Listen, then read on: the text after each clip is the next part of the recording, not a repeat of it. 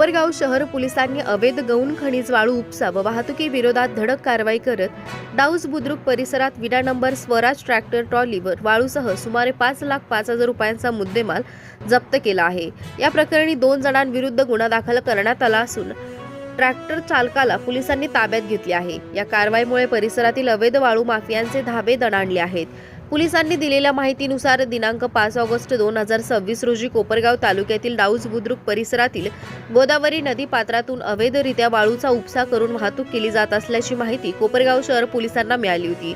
त्यानुसार पोलीस निरीक्षक उद्धव डमाळे यांच्या मार्गदर्शनाखाली police head constable JP Tamnar व पोलीस कॉन्स्टेबल गणेश काकडे यांच्या पथकाने सापळा रचून कारवाई केली। कारवाई दरम्यान पोलिसांनी विना नंबर स्वराज ट्रॅक्टर ट्रॉली व त्यामधील वाळू जप्त केली। जप्त केलेल्या ट्रॅक्टर ट्रॉली व वाळूसह एकूण सुमारे 5,05,000 रुपयांचा मुद्देमाल पोलिसांनी ताब्यात घेतले आहे।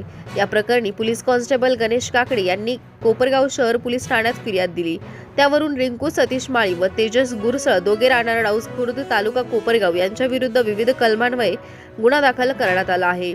पोलिसांनी ट्रॅक्टर चालकाला ताब्यात घेतले असून पुढील तपास शहर पोलीस करत आहेत। कोपरगाव शहर पोलिसांकडून अवैध गौण खनिज उत्खनन व वाहतुकी विरोधात यापुढेही अशाच प्रकारच्या कठोर कारवाया सुरू राहणार असल्याचे सांगण्यात आले आहे।